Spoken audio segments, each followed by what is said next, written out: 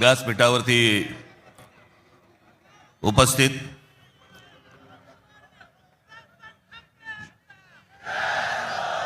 शिवसेनेचे पक्षप्रमुख उद्धव ठाकरे,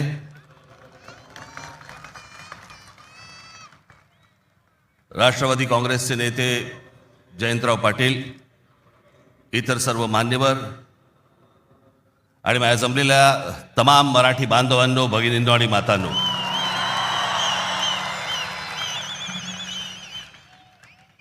खरं तर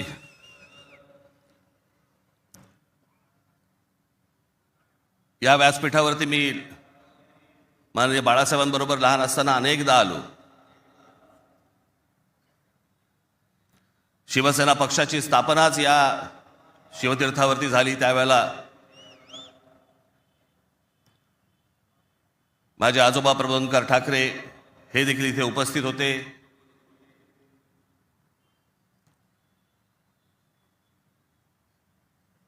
माझे वडील श्रीकांत ठाकरे हे देखील उपस्थित होते.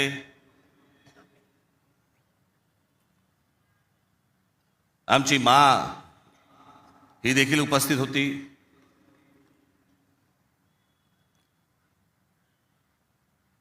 खरं आज या क्षणाला हे दोन भाऊ एकत्र आल्यानंतर आम्ही आज माझे आजोबा प्रबोधनकार ठाकरे, माननीय बाळासाहेब ठाकरे, माझे वडील श्रीकांत ठाकरे आणि आमच्या माँ आज खरं तर इथे हजर असायला पाहिजे होत्या. हे सगळं चित्र पुन्हा एकदा मराठी बांधवांसाठी, मराठी माणसांसाठी, मुंबईसाठी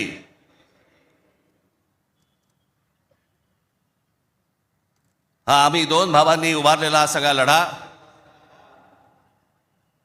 इथे नसले तरी वरून पाहत असतील.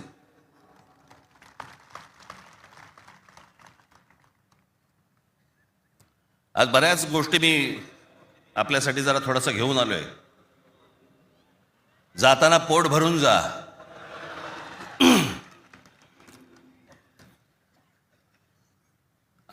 अनेक सामाजिक संस्था आहेत, मराठीवरती काम करणारे आहेत, अनेक लोक आहेत, ज्या लोकांनी अनेक दिवस आवाज उठवला या सगळ्या विषयात.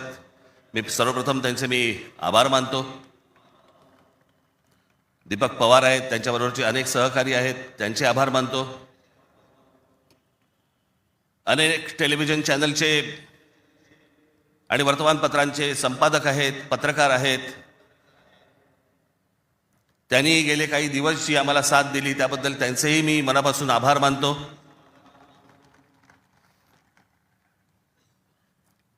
खरं तर मी 20 वर्षानंतर पहिल्यांदा युती करतोय.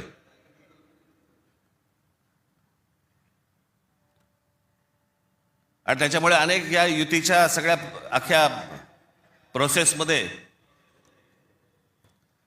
अनेक लोकांना तिकीटं दिली गेली, अनेक लोकांना तिकीटं नाही देता आली, अनेक जण नाराज झाले, जे जवळचे होते, सहकारी होते. काही जणांना वाटलं दुसऱ्या पक्षात जावं, काही नाराज झाले, काही रागावले, काही गोष्टी झाल्या, होतात. त्याला काय, आमच्या पण हातात काही गोष्टी नसतात. पण त्यांना दुखवणं हा काही आमचा हेतू नव्हता. पण तरी मी त्या सर्वांची, जर दुःखी झाले असतील, नाराज झाले असतील, त्या सर्वांची मी दिलगिरी व्यक्त करतो.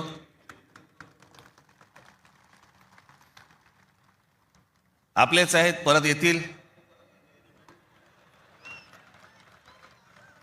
कारण जे आत्ता आहेत तेच कुठे जातील माहीत नाही. त्याच्यामुळे ते गेलेले आहेत ते येतीलच परत.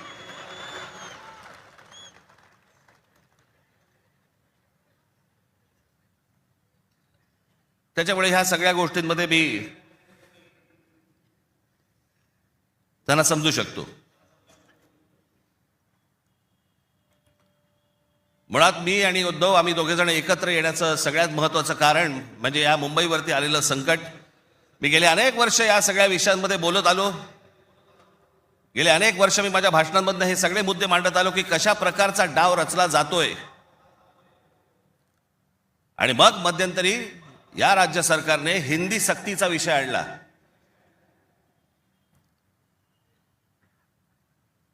आणि त्यावेळेला मग मीही कडाडलो, उद्धवही कडाडला. आणि त्या सगळ्या याच्यामध्ये त्याच्या अगोदरच माझी एक मुलाखत झाली आणि त्याच्यामध्ये मी सांगितलं होतं की कुठच्याही वादापेक्षा आणि कुठच्याही भांडणापेक्षा महाराष्ट्र मोठा आहे.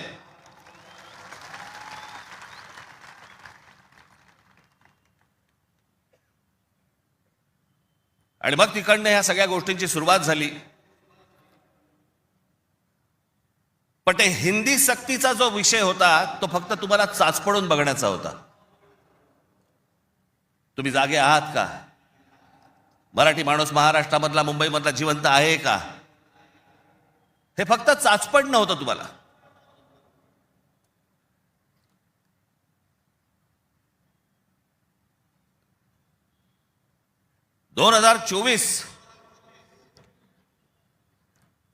याच्यानंतर या विधानसभा निवडणुकांनंतर या सरकारला काय फेफराला माहित नाही. जे हवं वाटेल ते मनाला काय जे हवं ते करायला लागले. आली कुठून हिंमत?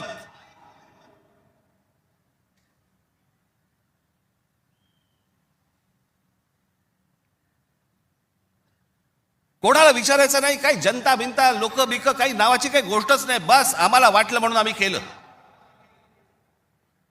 हे कोण आहेत लोक? कोण आहे महाराष्ट्रातील जनता? पैसे फेकले की आम्ही विकत घेऊ.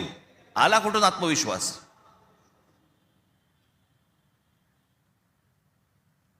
इतकी वर्ष मी आता राजकारण बघतोय. काँग्रेसची लोक सत्तेवरती होती, अनेक लोक सत्तेवरती होते, परंतु ते लोकांना घाबरून असायचे, जनतेला घाबरून असायचे. आता घाबरणं बिबरणं काहीच नाही. गृहीत धरून टाकले तुम्हाला. कुठून येतात मतं ह्यांच्याकडे, कशी येतात, काय येतात, याचा लढा तर बाकीच्या ठिकाणी सगळ्या ठिकाणी सुरूच आहे. ते बोगस वोटर आणि ते ईव्हीएम मशीन पासून सगळ्या गोष्टी सुरू आहेत. पण ह्याच्यामध्ये सगळ्यात महत्वाची गोष्ट बघा, आता उद्दामपणा कुठपर्यंत गेला यांचा. अकोटमध्ये भाजपने एमआयएमशी युती केली. बदलापूरमध्ये भाजपने काँग्रेस बरोबर युती केली. 66 जण बिनविरोध निवडून आले. बिनविरोध म्हणजे तिकडच्या मतदारांचा अधिकारच काढून टाकला. ते मतदारच नाही करू शकत. आज 66 आहेत. हे पुढे आकडे वाढत जाणार. त्याला कळलंय की काय प्रकारचे आपण कशा प्रकारे लोकांना विकत घेऊ शकतो. वाईट या गोष्टीचं वाटतं विकले जातात. तुळजापूरमध्ये विनोद गंगणे नावाचा एक ड्रग्ज मधला रॅकेट मधला एक माणूस, ड्रग्ज रॅकेट मधला, त्याला भाजपने तिकीट दिलं. ड्रग्ज विका, काही विका, पुढच्या पिढ्या बर्बाद करा, काही फरक पडत नाही. पण ड्रग रॅकेट मधला एक माणूस, त्याला भारतीय जनता पक्षाने तिकीट दिलं तुमच्या नाकावर टिचून. तो एक आता बदलापूरला तुषार आपटे, बलात्काराच्या केस मधला आरोपी, बलात्काराच्या, सगळ्यांना माहिती आहे, नगरसेवक केलं. लहान मुलींच्या वरती बलात्काराचा आरोप असलेला माणूस, त्याला भारतीय जनता पक्षाने नगरसेवक. आली कुठून हिंमत? ज्यावेळेला वेडावाकड्या पद्धतीने ज्यावेळेला निवडणुका जिंकण्याचं यंत्र किंवा तंत्र हे ज्यावेळेला हस्तगत होतं ना, त्याच वेळेला हा उद्दामपणा येतो, ही मस्ती येते ना, हा माज येतो ना, हा त्याच्यातनं येतो.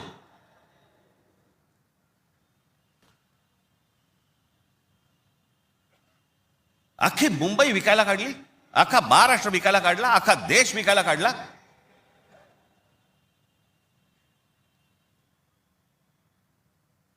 आपल्यासमोर काय वाढून ठेवलंय आपल्याला अंदाज पण नाही. मी तुम्हाला हे सांगतोय, मला 2024 साली मला एक व्यक्ती भेटली.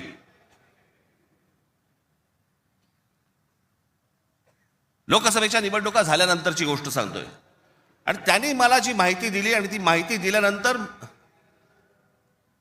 माझे सगळे लोक, माझे काय रिसर्च टीम सगळी जी काही कामाला लागली, ते जे काही झालंय ते आज मी तुम्हाला इथे दाखवणार आहे.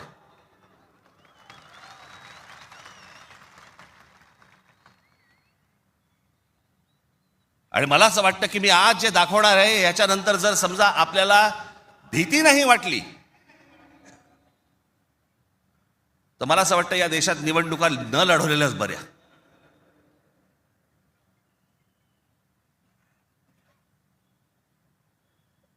म्हणजे आता साधी गोष्ट, तुम्ही फक्त तुम्हाला 2014 नरेंद्र मोदी पंतप्रधान झाले त्या वेळेला, हे मला आता 24च्या नंतर आता हे पुढे सगळं समजायला लागलं. या गेल्या वर्षी 24 नाही, हो 24 नंतर साधारणपणे विधानसभा निवडणुकांच्या आसपास मला ह्या सगळ्या गोष्टी आमच्या रिसर्च टीम मध्ये यायला लागल्यावरती मला धक्का बसायला लागला. कारण आपण असे बघतच नाही कधी, आपण डोळे झाक करत बसतो आणि नक्की काय खणलं जात आहे आपल्या खालून आणि आपल्याला माहितीच नाही. याचं कारण अनेक हिंदी इंग्रजी टेलिव्हिजन चॅनल सगळं ब्लॉक करून टाकलंय. कोणी काय तुम्हाला दाखवणार पण नाही. दाखवलं की वरनं फोन येतो, वरनं दट्ट्या येतो, जाहिराती बंद करून टाकू. मी आता फक्त एक पहिला मॅप मी तुम्हाला भारताचा दाखवतो, 2014चा. दाखवा रे.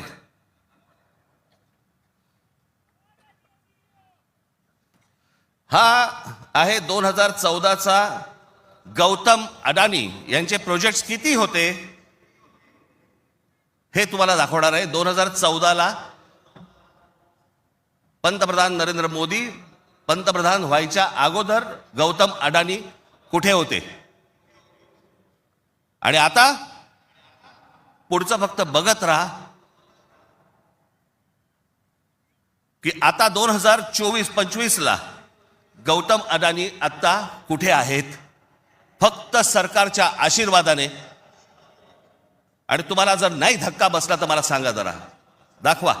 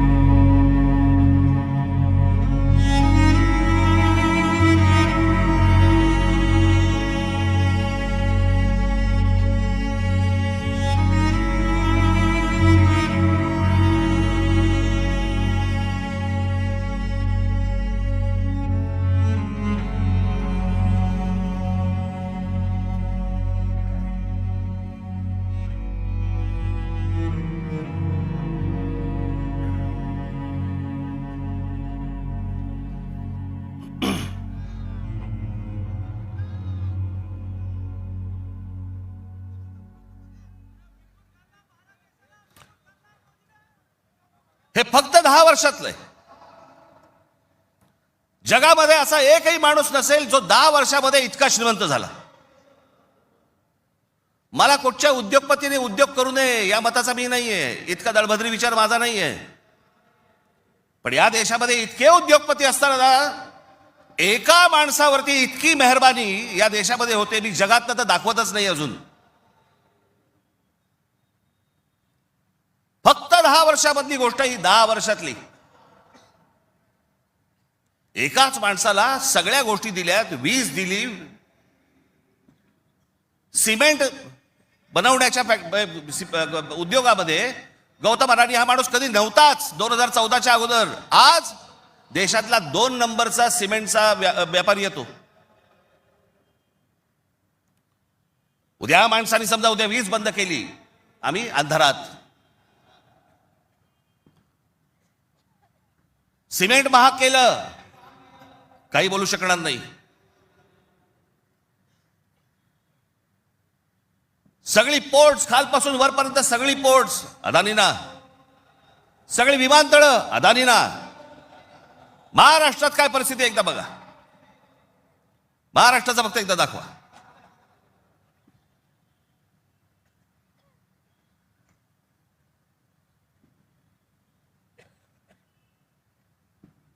महाराष्ट्रामध्ये फक्त एका ठिकाणी 2014ला फक्त गौतम अडाणी एका ठिकाणी आहेत उद्योग. 2025ला बघा,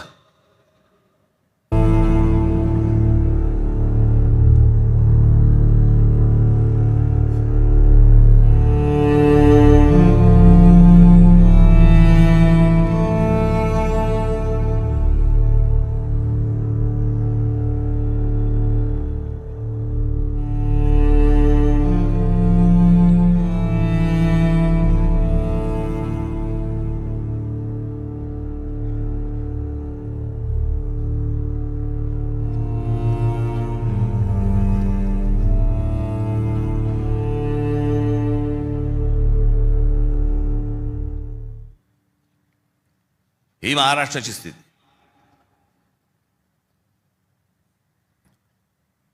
आणि मी जे सतत सांगतो ना, हा जो MMR रिजन मुंबई, या मुंबईवरती मी आता फक्त तुम्हाला वाचून दाखवणार आहे. या फक्त MMR रिजन मध्ये काय फक्त केलंय तेवढं फक्त बघून घ्या. मुंबई महानगर क्षेत्रात अदानी 29 जून 2018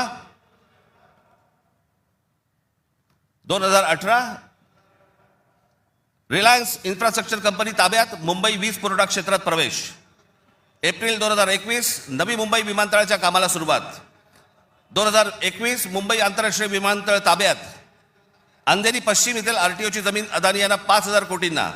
ऐरोली इथे डेटा सेंटरसाठी 92 एकर जमीन 1,500 कोटींमध्ये. धारावी पुनर्विकास प्रकल्प अदानींना.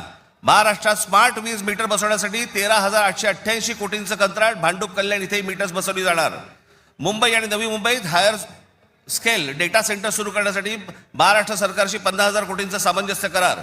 मेट्रो मोनोरेल यांना अदानींचा वीज पुरवठा. सांताक्रूज आणि विलेपार्ले परिसरात केंद्र सरकारच्या विमानतळ संरक्षण दलाच्या जागांवरती 80,000 झोपडपट्ट्यांचा विकास अदानी करणार. पनवेलमध्ये टॉवर्स सेमी कंडक्टर कंपनी आणि अदानी समूह यांच्या प्रकल्पाला महाराष्ट्र सरकारची मान्यता. $10 अब्ज गुंतवणुकीचा अंदाज. धारावी पुनर्विकास प्रकल्पासाठी देवनारमध्ये 124 एकर जमीन. मुंबई उपनगरातील वाढत्या वीज मागणी पुरवठ्यासाठी वसई खाडीजवळ 209 कांदळवने तोडण्यास मुंबई हायकोर्टाची परवानगी. गौतम अदानी यांची तारापूर अणुऊर्जा प्रकल्पाला भेट. पुढच्या 10 महिन्यात खासगी कंपन्यांना अणुऊर्जा क्षेत्रात येण्याची परवानगी देणारे विधेयक संसदेत मंजूर. रायगड जिल्ह्यातील आंबा नदीकाठी असलेल्या जेट्टी प्रकल्पासाठी 192 कोटीची गुंतवणूक. पनवेलमध्ये 1,000 एकर्समध्ये 10,000 कोटींचा रहिवासी प्रकल्प. मुंबईला वीज पुरवठा करण्यासाठी 1,660 कोटींचं काम. धारावी पुनर्विकास प्रकल्प बांधणीसाठी मुलुंड येथे 58 एकर जमीन आणि 319 कोटी मिळाले. धारावी पुनर्विकास प्रकल्प बाधितांसाठी कुर्ला मदर डेअरीची 20 एकर जमीन 57 कोटीत मिळाली. 124 एकरचा आणि 36,000 कोटींचा गोरेगाव पश्चिम येथील मोतीलाल नगर पुनर्विकास प्रकल्प अदानींना मिळाला. MIDCने तळोजा येथे 400 एकर नंतर आणखी 159 एकर जमीन दिली. बांद्रे रेक्लेमेशन पुनर्विकास प्रकल्प 24 एकर 30,000 कोटींमध्ये मिळाला. पालघर डहाणू येथे अदानी वीज प्रकल्प. अदानी नवी मुंबईत सेमीकंडक्टर प्रकल्प सुरू करणार. वसई येथील तुंगारेश्वर अभयारण्यातील जमीन अदानी इलेक्ट्रिसिटीला. टिटवाळा, मोहने, आंबिवली शहरात येथील अदानी सिमेंट फॅक्टऱ्या. वाढवण येथे बंदर उभारण्यासाठी अदानी समूह उत्सुक. महाराष्ट्र सरकारशी सामंजस्य करार. वाढवण येथे विमानतळ उभारण्यासाठी अदानी समूह उत्सुक.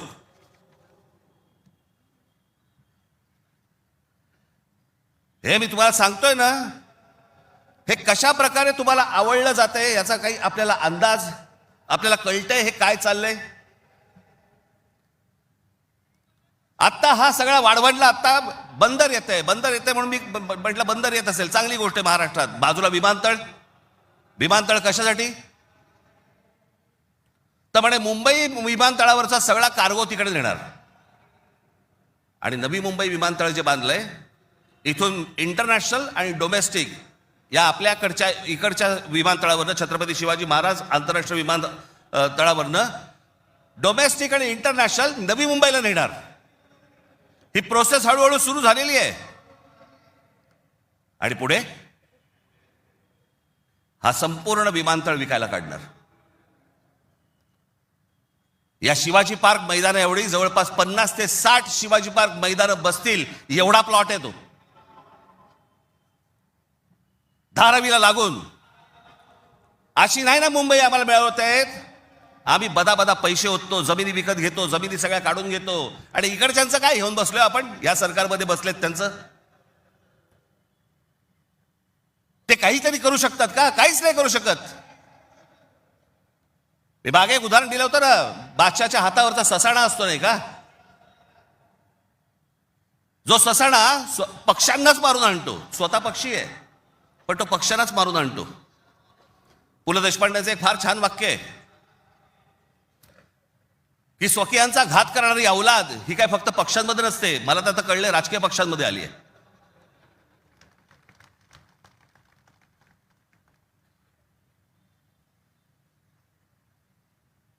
डोक्यात गेली सत्ता, डोक्यात. हा जो भूगोल आहे ना, हा भूगोल नीट समजून घ्या. हे वाढवण बंदरापासून तिकडे वरती जे आहे ना त्याला लगेच लागून गुजरात आहे. यांचं पहिल्यापासूनचं डोक्यामध्ये जे होतं ना की मुंबई गुजरातला न्यायची. मग मुंबई गुजरातला न्यायची असेल तर काय करायला लागेल, पालघर जिल्हा ताब्यात घ्यायला लागेल, ठाणे जिल्ह्याचा भाग ताब्यात घ्यायला लागेल, या MMR रिजनचा भाग ताब्यात घ्यायला लागेल, तर मुंबईपर्यंत पोहोचता येईल. माणसं पहिली बदा तिकडे टाका, त्यांचे मतदारसंघ फोडा, मराठी माणसांना फोडा, हे मतदारसंघ ताब्यात घ्या आणि त्याच्यानंतर सांगा अरे खासदार तर आमचाच, आमदार तर आमचाच, नगरसेवक पण आमचाच, महानगरपालिका ही आमच्या हातात. हे सगळं करून मुंबई गुजरातला कशी जोडता येईल याच्यासाठीचे हे सगळे लॉंग टर्म प्लॅन सगळे सुरू आहेत. आणि आम्ही बेसावत, आमच्यामध्ये जातीपातीमध्ये भांडणं लावली जात आहेत. हा मराठा, हा ओबीसी, हा अजून कोणी. एकदा मुंबई हातात तर गेली ना बाबानो, महाराष्ट्र झारखंडपेक्षा काही वेगळा करणार नाहीत. हे मुंबई ही तुमची राजधानी आहे, मुंबई ही तुमची ताकद आहे. पण जो मस्तवालपणा जो अंगामध्ये शिरलेला आहे यांच्या, की आम्ही काहीही करू, कुठूनही मतं आणू, जे यांनी विधानसभेला केलं तेच करण्याचा हे आत्ता पण प्रयत्न करणार. आमच्यावरती भ्रष्टाचाराचे आरोप करतायत. काय बोलताय काय तुम्ही? देवेंद्र फडणवीस ज्यावेळेला मुख्यमंत्री होते त्यावेळेला यांनी छगन भुजबळांना जेलमध्ये टाकलं होतं, हो की नाही? आता मांडीला मांडी लावून बसलेत. अजित पवारांचे बैलगाडीभर पुरावे घेऊन गेले होते. काय किती 70 का 80 हजार कोटीचा काहीतरी घोटाळा, त्याच्याबद्दल पुरावे बैलगाडीतनं घेऊन गेले होते. आता काय सांगतायत, कोर्टात केस आहे, पुरावे असतील तर त्यांना अटक होईल. अरे मग तुम्ही पुरावे दिले होते ना, द्या आता कोर्टात. ही सगळी बाहेरून सगळी माणसं आणायची, इथे भरायची, तुमचा टक्का कमी करायचा, तुमचं अस्तित्व घालवायचं. इथे येऊन ह्यांची माणसं बोलणार, इथे उत्तर भारतातनं माणसं येणार आणि म्हणणार इथे तुम्हाला. काल एक कोणतरी उत्तर भारतातला माणूस बोलत होता म्हणे, मुंबईमध्ये म्हणे नोकऱ्या जर घ्यायच्या असतील महानगरपालिकेमध्ये तर इथल्या स्थानिकांना, उत्तर भारतीय लोकांना दिल्या पाहिजेत. हे बाहेरून येणारे म्हणे कोल्हापूर, सातारा, सांगलीवरनं येणारी माणसं हे बाहेरच्या लोकांना द्यायची नाहीत म्हणून. बाहेरची लोक म्हणजे आमच्या सातारा, कोल्हापूर, सांगलीमध्ये येणारी आता हे बाहेरची लोक झाली आणि हे आतले.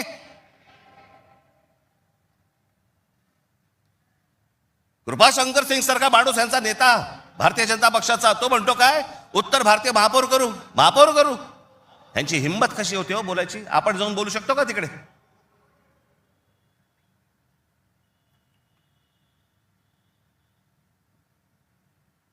याचं कारण तुम्ही एकत्र येऊच नाही याच्यासाठीचा बंदोबस्त यांनी केलेला आहे. म्हणून काय करायचं? पैसे टाका, माणसं फोडा. यांचं मुंबईवरचं लक्ष उडालं पाहिजे, महाराष्ट्रावरचं लक्ष उडालं पाहिजे. हे मराठी म्हणून कधी एकत्र येताच कामा नयेत.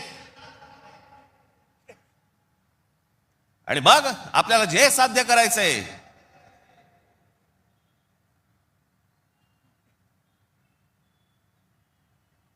जी लोक येत आहेत ती लोक तुमच्यावरती उड्या मारतायत, वाटेल ते बोलतायत तुम्हाला. मुंबईमध्ये, महाराष्ट्रामध्ये तुम्हाला घरं नाकारली जात आहेत. काल परवाकडे कोणतरी एक तामिळनाडूमधून रसमलाई आली होती.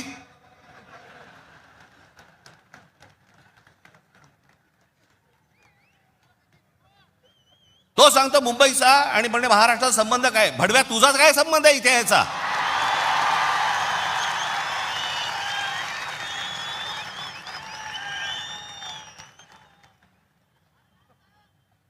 यांच्यासाठीच माननीय बाळासाहेब बोलले होते, हटाव लुंगी आणि बजाव पुंगी. आज अनेक दाक्षिणात्य इथे राहत आहेत, अनेक जैन मारवाडी इथे राहत आहेत, आनंदाने राहत आहेत. पण कसं भडकवलं जाते बघा तुम्हाला कबुतरांच्या नावाने. कबूतर राहिली बाजूला, पण हे सत्ताधारी जे फडफडत आहेत ना, हा त्यांचा प्रश्न आहे. काल परवाची गोष्ट, इथे मुंबईमध्ये एक जैन मराठी वादावरती पडदा टाकण्यासाठी म्हणून एक बैठक झाली. ही बातमी फक्त नवाकाळला आली होती. त्यांचे कोणतरी एक जैन मुली निलेश चंद्र आहेत, निलेश चंद्र बघा.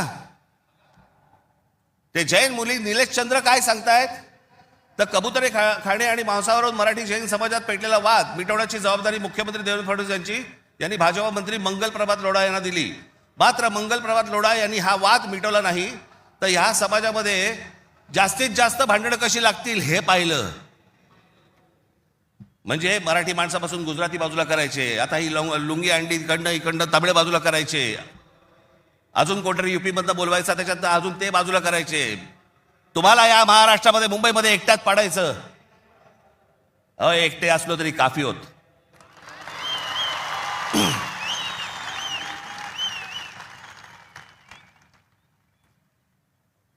नको त्या वादात जाऊ नका. आमच्या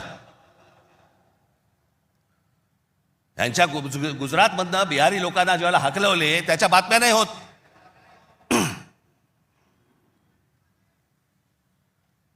ज्याने बिहारी लोकांना तिकडनं हकलवलं, जवळपास 10 का 20 हजार लोकांना हकलवून दिले बिहारमधनं, भारतीय जनता पक्षाने त्याला तिकीट दिलं, निवडणुकीचं तिकीट दिलं. आणि हे वाद फक्त तुमच्यासाठी, आमच्यासाठी इथे फक्त करून ठेवतायत.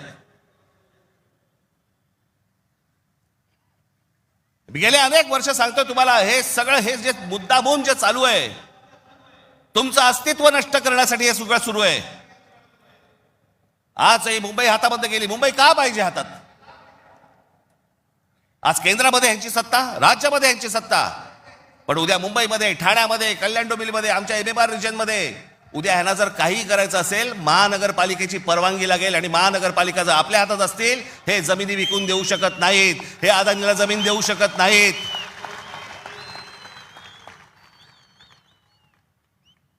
ही गोष्ट ते करूच शकत नाहीत. हा धोका काय होता ना बाबांनो, मी फक्त वेळ कमी आहे परंतु मी आपल्याला एक धोका, हा किती वर्षांपूर्वी आमच्या बाबासाहेब आंबेडकरांनी, आमच्या बाबासाहेबांनी मांडलेला तुम्हाला फक्त एक गोष्ट वाचून दाखवतो, जी मी 2008ला वाचून दाखवली होती. बाबासाहेबांनी काय त्यावेळेला मांडलं होतं हे तुम्हाला आज कळेल. मी काय सांगतोय तुम्हाला ते. उत्तर प्रदेश आणि बिहार यांच्यासारखी राज्य निर्माण करून हे बघा, हे पुस्तक आहे भाषिक राज्य पुनर्रचना मीमांसा. आपल्याला कुठे मिळालं तर आपण जरूर वाचा. उत्तर प्रदेश आणि बिहार यांच्यासारखी राज्य निर्माण करून राज्य पुनर्निर्माण मंडळाने केवळ तौलनिक विषमता निर्माण केली एवढेच नव्हे, तर उत्तर भारत आणि दक्षिण भारताचे दोन तट निर्माण केले. उत्तर भारतात हिंदी भाषेचं प्राबल्य आहे, उलट दक्षिण भारतात हिंदीशी संबंध नसलेल्या भाषा बोलल्या जातात. मला खरं तर आपल्याला सांगायचं आहे की युपीच्या आणि बिहारच्या लोकांनी पहिल्यांदा नीट समजून घ्या, बाबांनो, हिंदी ही तुमची पण भाषा नाही. युपीच्या लोकांची भोजपुरी भाषा आहे, बिहारच्या लोकांची मैथिली भाषा आहे, अवधी भाषा आहे. हिंदी भाषा तुमची पण नाही आहे. माझा कुठच्या भाषेवर राग नाही, परंतु तुम्ही आमच्यावरती लादणार असाल तर लाथच मारू. हिंदी भाषिकांची संख्या किती मोठी आहे याची बहुतेक कोणालाही दखल नाही. भारताच्या एकूण लोकसंख्येच्या 48% लोकसंख्या ही हिंदी भाषिक म्हणजे त्या भागाची आहे. माझ्याकडे घटना निर्मितीचे काम होते त्यावेळी एक गुपित घटना मी नमूद करू इच्छितो. अर्थात गुपित भंगाचा आरोप माझ्यावरती येणार नाही अशी अपेक्षा आहे. काँग्रेस पक्षाच्या एका बैठकीतील हे गुपित आहे. हिंदी ही राष्ट्रभाषा म्हणून स्वीकारण्यासंबंधी ही चर्चा होती. घटनेचे 115वे कलम राष्ट्रभाषेसंबंधी आहे. या कलमावरती जेवढी गरमागरम चर्चा व्हायला झाली तेवढी इतर कोणत्याही कलमावरती झाली नाही. प्रदीर्घ चर्चेनंतर हे कलम माताच टाकले आणि काय आश्चर्य, 78 विरुद्ध 78 असे मतदान झाले. कुठलाच निर्णय घेणे शक्य झाले नाही. या वस्तुस्थितीमुळे दक्षिण भारताचा उत्तर भारतावरती किती कटाक्ष आहे हे तुमच्या लक्षात येईल. उत्तर भारत संलग्न झाला आणि दक्षिण भारत विच्छिन्न राहिला आणि राजकारणात हिंदी व उत्तर भारताचे वर्चस्व असेच चालू राहिले तर परस्पर द्वेषभाव निर्माण झाला नाही तरच नवल. केंद्रीय सरकारात एका राज्याला दुसऱ्या राज्यावरती अशा आगंतुकपणे वर्चस्व चालू देणे धोक्याचे आहे. घटक राज्ये समतोलाची राखण्यास केंद्रीय शासनामध्ये काही तरतूद नसल्यामुळे नवनिर्मित बिजोड राज्यांमुळे 5 प्रदेशांखेरीज इतर राज्यात अविश्वास आणि असंतोष निर्माण होईल. सध्याच्या केंद्रीय शासन पद्धतीमुळे भारताच्या राजकारणात उत्तर प्रदेश इतर राज्याहून प्रबळ ठरेल ही भीती केवळ दक्षिण भारतीयांचीच नसून पंजाब, बंगाल व इतर राज्यांनी व्यक्त केलेली आहे आणि ही भीती निराधार आहे असे कोणीही छातीरोखपणे सांगू शकत नाही. या भीतीचे निराकरण केले नाही आणि आत्ता विशेष उपाययोजना केली नाही तर ही भीती राष्ट्रीय ऐक्यास घातक ठरल्याशिवाय राहणार नाही. हे सत्य कोणी लपवू शकत नाही. आमच्या परमपूज्य डॉक्टर बाबासाहेब आंबेडकरांनी तेव्हा लिहून ठेवलंय की हे किती घातक आहे ते. हे काय चाल चालू आहे तुमच्या विरोधात, हे काय प्रकारचं षडयंत्र सुरू आहे. जो इतका बलवान महाराष्ट्र, इतका सुसंस्कृत महाराष्ट्र, या देशाला दिशा दाखवणारा महाराष्ट्र, सगळ्या बाजूनी संपन्न असा महाराष्ट्र, हे सगळ्या बाजूनी येत आहेत आणि महाराष्ट्र आणि तुम्हाला फक्त इथे तुमचे चावे घेत आहेत. तुम्हाला उद्ध्वस्त करायचं आहे ना. उठा या जमिनीवरनं, निघा इथून, आम्ही येत आहोत. काल परवाकडेच मी एका चॅनलला सांगितलं, हिरे असतात, मोती असतात, सोनं असतं, चांदी असते, अजून काही मौल्यवान गोष्टी असतात. फक्त जमीन या एकाच गोष्टीला रिअल इस्टेट म्हणतात, खरी संपत्ती. दुसऱ्या कोणत्याही गोष्टीला रिअल इस्टेट म्हटलेलं नाहीये, फक्त जमिनीला रिअल इस्टेट म्हटलंय. कारण ती तुमची संपत्ती आहे. तुमच्या पायाखालची जमीन आणि तुमची भाषा ही मेली की तुमचं अस्तित्व संपलं, तुम्ही कोणी नाही आहात. जगात अनेक देश, अनेक लोक हे भाषा संपली, देश गेला, जमीन गेली म्हणून संपले. हाच डाव त्यांचा आहे. वेगवेगळ्या मार्गाने येत आहेत आणि वेगवेगळ्या मार्गाने तुमच्यावरती आक्रमण करतायत आणि तुम्हाला सांगतायत निघून जा इथनं. संयुक्त महाराष्ट्राच्या वेळेला देखील विरोध करणारे या मुंबईमधले अनेक धनिकच होते, गुजराती होते पण धनिक होते. आज पण तेच चालू. आणि आज हे संकट त्यावेळेला तर इतकं नव्हतं, पण आज खरं तर तुमच्या उंबरठ्यावरून वरती येऊन उभं आहे. कधी तुमच्या दरवाज्यावरती टकटक होईल तुम्हाला पण कळणार नाही. कधी तुम्हाला इथनं बाहेर काढतील तुम्हाला कळणार पण नाही. आज मुंबई, उद्या ठाणा, कल्याण, डोंबिवली, सगळे सगळे भाग, उद्या पुणा, नाशिक, जे जे चांगलं आहे. आज कोकणपट्टी अख्खी रिकामी करतायत. जमिनीच्या जमिनी विकत घेतल्या जात आहेत. मी त्यावेळेला त्या बुलेट ट्रेनला विरोध केला होता. आजही माझा विरोधच आहे. कुठे चालली आहे बुलेट ट्रेन? बुलेट ट्रेन फक्त बघा, ही बुलेट ट्रेनचं स्टेशन, शेवटचं स्टेशन गुजरातमध्ये चाललंय, जिकडे गिफ्ट सिटी उभी केली आहे. Gift city Ahmedabad bullet train station पासून 90 किलोमीटरवर ढोलेरा नावाचं एक पूर्ण नवीन शहर बसवलं जातंय. ढोलेरा नावाचं एक पूर्ण नवीन हे शहर 903 स्क्वेअर किलोमीटरचं आहे, म्हणजे मुंबईपेक्षा 1.5 पट मोठं. आणि तिथे वेदांत आणि फॉक्सकॉनची 1.5 लाख करोडची सेमी कंडक्टर प्रोजेक्ट्स येत आहेत. अहो, आपल्याला समजत पण नाही हे काय चालू आहेत नक्की, ह्यांचे कुठून रूळ चालले आहेत आणि कुठून गाड्या चालल्या आहेत आणि कुठून यांचे मार्ग सुरू आहेत आणि काय घेऊन जायचंय ह्यांना आणि काय आणायचंय, इथे काय भरायचंय. एकदा जाऊन बघा हो, वसई विरार पासून सगळ्या गोष्टी बघा, कसे कसे भरत येत आहेत, कसे भरत येत आहेत. तुम्हाला घरं नाकारणार, ह्यांना सगळ्यांना घरं मिळणार. तिकडनं बाहेरच्या राज्यातनं गुजरातमध्ये येणार, ह्यांना घरं मिळणार, तुम्हाला नाकारणार. अहो, तुम्हीच नसाल, तुमचंच अस्तित्व नसेल, काय चाटायची आहे महानगरपालिका?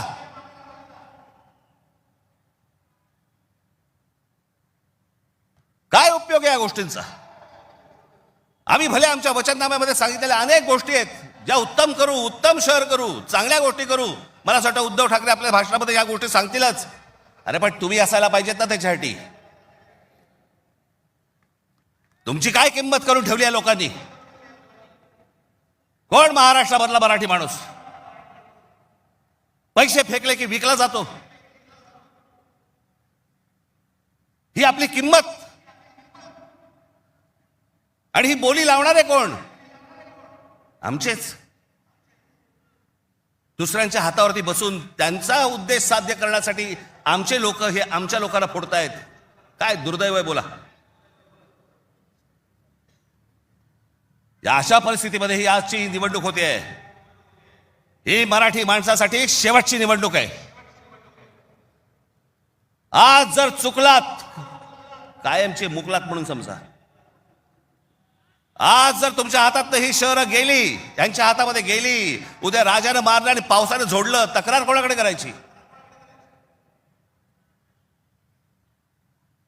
आज इतर राजकीय पक्षांमधले पण जे मराठी लोक आहेत, माझं त्यांनाही आव्हान आहे, सोडा ते सगळं. या मराठी माणसासाठी एक व्हा, या मुंबईसाठी एक व्हा, या महाराष्ट्रासाठी एक व्हा.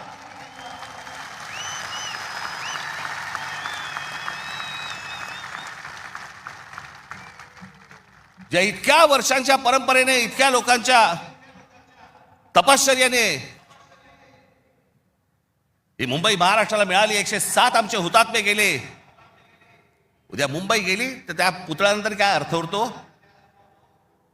आणि पुतळे काय म्हणतील ते?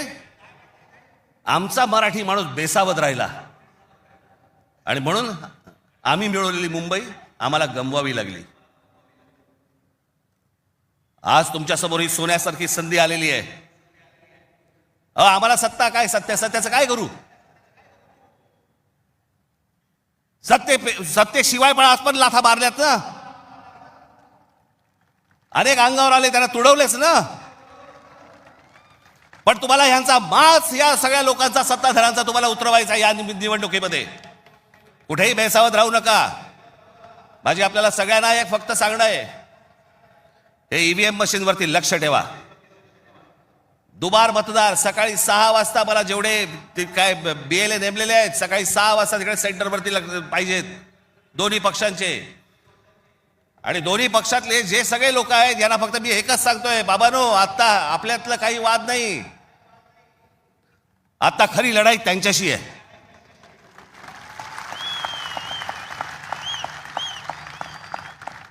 आपण भांडत राहावं हेच त्यांना पाहिजे. त्यांना जे हवं ते आपण नाही द्यायचंय. आपल्याला जे हवं तेच आपण केलं पाहिजे. आणि म्हणून तिकडे आपल्याला जाता एवढंच सांगेन की सतर्क राहा, बेसावध राहू नका. आणि जर दुबार मतदार जर तिकडे आला, सकाळी 7 वाजता फोडून काढा.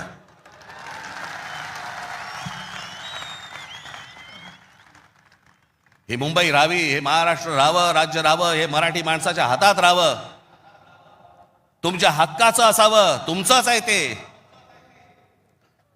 आणि मला असं वाटतं की जो लढा आजपर्यंत मराठा साम्राज्याने दिला, तो लढा आज तुम्हाला, आज सगळ्यांना, तुम्हाला, आम्हाला सगळ्यांना करायचा आहे. हा महाराष्ट्र वाचवायचा आहे, महाराष्ट्र समृद्ध करायचा आहे, ही आपली शहरं समृद्ध करायची आहेत, ही मुंबई आपल्याला वाचवायची आहे, ही मुंबई कदापि आपल्याला कुठेही गुजरातला राहून द्यायची नाहीये. या सगळ्या गोष्टींसाठी आपण सगळेजण कामाला लागाल अशी एक आशा अपेक्षा बाळगतो आणि आपणा सर्वांची मी रजा घेतो. धन्यवाद. जय हिंद, जय महाराष्ट्र.